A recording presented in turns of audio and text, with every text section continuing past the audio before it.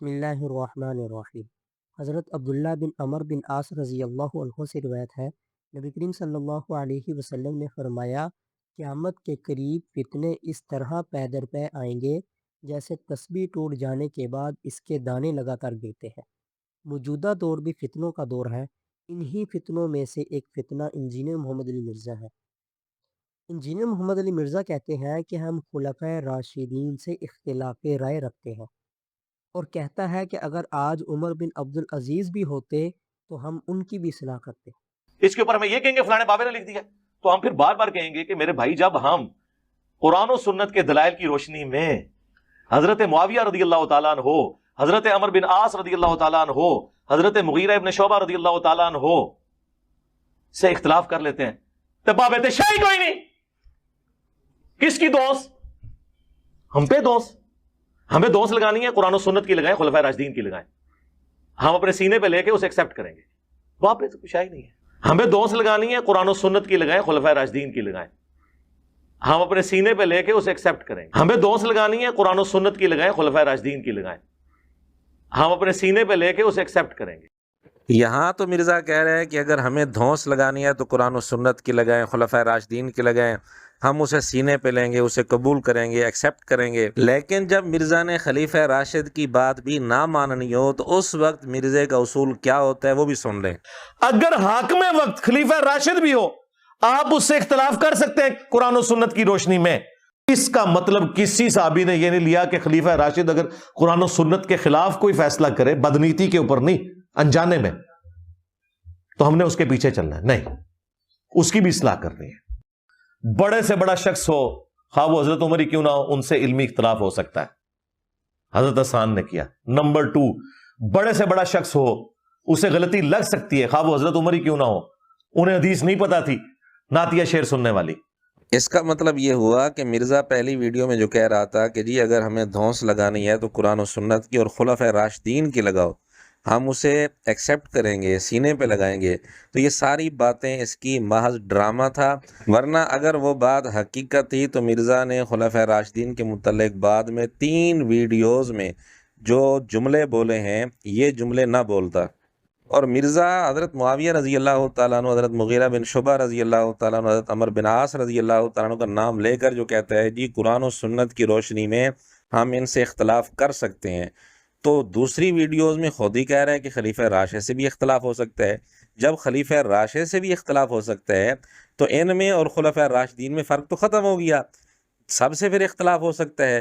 تو پھر ان 3 کا نام الگ کرنے کی وجہ کیا ہے؟ وجہ اصل یہ ہے کہ حضرت معاویہ، حضرت مغیرہ، حضرت عمر بن عاص رضی اللہ تعالیٰ عنہم یہ بہانہ ہے، خلفائے راشدین اس کا اصل نشانہ ہے۔ اس کا عام طریقہ واردات یہ ہوتا ہے کہ پہلے حضرت معاویہ رضی اللہ عنہ، حضرت مغیرہ بن شعبہ رضی اللہ عنہ، حضرت عمر بن عاص رضی اللہ تعالیٰ عنہ ان سے متنفر کرنے کی کوشش کرتے ہیں۔ انداز یہ ہوتا ہے کہ جی قرآن و سنت کی روشنی میں ہم ان سے بھی اختلاف کر سکتے ہیں، لیکن جب ان سے اختلاف شروع ہوگا تو ایسا ایسا پھر بڑھتے بڑھتے معاملہ یہاں تک پہنچے گا، نوبت یہاں تک پہنچے گی کہ پھر ذہن یہ بناتا ہے کہ جی خلیفہ راشد سے بھی اختلاف ہو سکتا ہے۔ جہلم کے اس منگول سے کوئی پوچھے کہ صحابہ سے اختلاف ہو تو سکتا ہے، لیکن صحابہ سے اختلاف صحابہ کرام کریں گے یا جہلم کا یہ منگول کرے گا؟ سیدنا فاروق اعظم رضی اللہ تعالیٰ عنہ سے سیدنا علی رضی اللہ تعالیٰ عنہ یا کوئی اور صحابی اگر اختلاف کرتا ہے وہ بات تو سمجھ میں آتی ہے، لیکن جہلم کا منگول کہے کہ جب وہ اختلاف کر رہے ہیں تو مجھے بھی حق ہے، واہ منگول واہ، تو ہوتا کون ہے، تیری حیثیت کیا ہے؟ اچھا، میں آپ کو ایک نیک نیتی کی بات بتاؤں۔ حضرت عثمان کے اوپر بعض لوگ تان کرتے ہیں، ہمیں بھی کئی معاملات میں ان سے اختلاف رائے ہے، لیکن ہم تان نہیں نعوذ باللہ کرتے، خلیفہ راشد ہیں۔ اب جہلم کا منگول حضرت عثمان رضی اللہ تعالیٰ عنہ سے اختلاف رائے کرے گا، کیا پدی کا شوربہ؟ تو بھائی وہ انسان تھے، غلطی کر کے بیچارے جذبات میں جملے بول کے چلے گئے۔ آج ہمارے سامنے ہوتے تو ہم عمر بن عبدالعزیز کی بھی اصلاح کرتے اس حوالے سے کہ حضرت یہ آپ کیا کہہ رہے ہیں، جانور سے بدتر تو مسلمان نہیں ہو سکتا۔ اور میں آپ کو وثوق سے کہتا ہوں کہ وہ مان لیتے کہ یہ آپ کی بات درست ہے، الحمدللہ۔ اچھا، مرزا عمر بن عبدالعزیز رحمۃ اللہ علیہ کی بھی اصلاح کرتا؟ واہ بھائی واہ، یہی مرزا جو عمر بن عبدالعزیز رحمۃ اللہ علیہ کی اصلاح کرنے کی خواہش رکھتا ہے، صحابہ سے اختلاف کے دعوے کرتا ہے، خلفۂ راشدین کے ساتھ اختلاف کے دعوے کرتا ہے، اسی مرزے کے شاگردوں نے جب اس سے اختلاف شروع کیا تو اس کو کتنی تکلیف ہوئی، اس کے بھی چند نمونے ہم آپ کے سامنے پیش کر دیتے ہیں۔ اور پھر ہمارے بھولے بالے اسٹوڈنٹس بھی جی علی بھائی سے ہم اس معاملے میں اختلاف کرتے ہیں، اور نہ سوئے تو اختلاف کر دو۔ ہمارے بھی بھولے بالے اسٹوڈنٹس جو ہے نا بعض، جی اس معاملے میں ہم انجینئر صاحب سے اختلاف رکھتے ہیں، اور نہ سوئے تو اختلاف کو کرنا ہے تو چجدہ اختلاف کرو، پہلے کسی کا مقدمہ سمجھو۔ کیا آپ اپنے شاگردوں کو علمی اختلاف کی اجازت دیں گے؟ جی میرے ساتھ علمی اختلاف کریں، اور میرے شاگردوں کو تو اتنی اجازت ہے کہ خام خواہ بھی اختلاف کرتے پھرتے ہیں، جو باتیں ہے ہی نہیں ان کو خام خواہ۔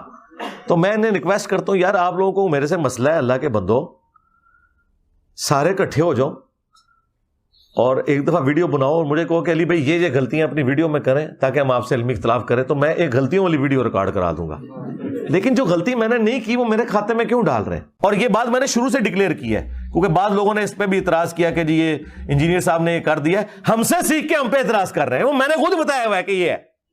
لیکن میرے شاگرد ہمارے مخالفین کو خوش کرنے کے لیے خام خانہ میرے ساتھ اختلاف کر لیا کریں، دیکھیں جی ہمیں علی بھائی سے علمی اختلاف ہے، وہ اللہ دے بندو پہلے میرے کو بھی پوچھ لو نا کہ میں گل کر بھی رہا کہ نہیں، ایویں کوئی اختلاف بنا چڑھا جے، ٹھیک ہے نا؟ شوقیہ نہ کرو، انہوں نے خوش کرنے سے کام نہ کرو، جدو تک ان کی ملت پہ نہیں آؤ گے یہ نہیں خوش ہوں گے۔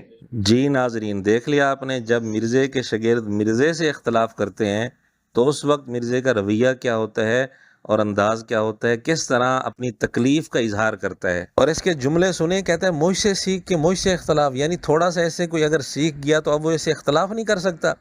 اور جس مقدس جماعت کے واسطے سے سارا دین امت تک پہنچا ہے، ہم تک پہنچا ہے، ان سے اختلاف ہو سکتا ہے اور اس سے اختلاف نہیں ہو سکتا۔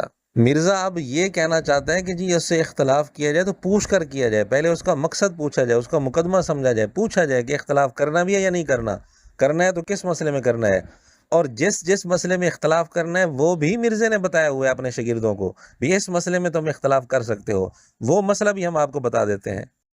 اور یہ بھی وہ لوگ ہوں گے جب کوئی میری کو بات آدھی کٹی ہوئی تو علی بھائی سے ہمیں اختلاف، اور نہ تو علی بھائی سے اختلاف ہے۔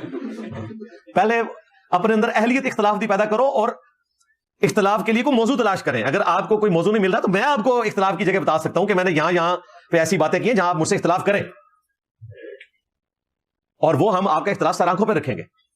آپ ہم سے اختلاف کریں کہ ہم صحابہ کرام، خلفائے راشدین اور اہل بیت کے دشمنوں کو رضی اللہ عنہ کیوں کہتے ہیں، تو اختلاف کریں مجھ سے، مجھے مزہ ہے اختلاف سننے کا بھی کہ یار آپ کے پلے بھی کوئی مضبوط شے ہے، لیکن جہاں اختلاف نہیں بنتا زبردستی کریں گے فائدہ کوئی نہیں، میں نے کوئی نہیں باز آنا۔ جی ناظرین، سن لیا آپ نے، جب مرزے کے شاگردوں نے مرزے سے اختلاف کیا تو کہتے ہیں پہلے اپنے اندر اختلاف کی اہلیت پیدا کرو، اور اس کی اپنی حالت بھی سب کے سامنے ہے۔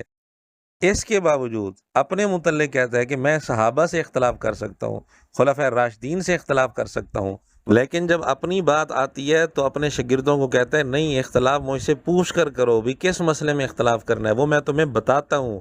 اور مسئلہ بھی کیا بتایا؟ مسئلہ یہ بتایا کہ حضرت معاویہ رضی اللہ تعالیٰ عنہ کو مرزا رضی اللہ عنہ کہتا ہے، تو مرزا نے ان کو مسئلہ یہ بتایا کہ اس میں اختلاف کرو، کہ ان کو میں رضی اللہ عنہ کیوں کہتا ہوں، یہ اختلاف جب کرو گے تو اس اختلاف سے مرزا بڑا خوش ہوگا۔ مرزا کہتا ہے اس اختلاف کو میں سر آنکھوں پر رکھوں گا، اور یہ اختلاف تمہارا جو ہے مضبوط بنیاد پر ہوگا۔ یعنی دوسرے لفظوں میں، آسان لفظوں میں یوں کہہ لیجئے کہ مرزا اپنے شاگردوں کو یہ کہہ رہا ہے کہ کھلے کھلے رافضی اگر بن جاؤ تو میں بڑا خوش ہوں گا۔ تو اس کا واضح مطلب ہے کہ اس کو لانچ ہی اسی مقصد کے لیے کیا گیا ہے، تو اس کا مقصد پورا ہو جائے گا، اس لیے مرزا بڑا خوش ہوگا۔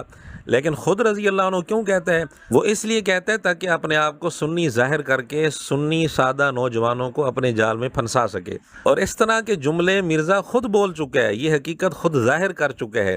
ایک ویڈیو میں کہتا ہے کہ حضرت معاویہ کو میں رضی اللہ عنہ دل پر پتھر رکھ کر کہتا ہوں، ایک ویڈیو میں کہتا ہے میں نے رضی اللہ عنہ کہہ کر ان کو ایکسپوز کر دیا۔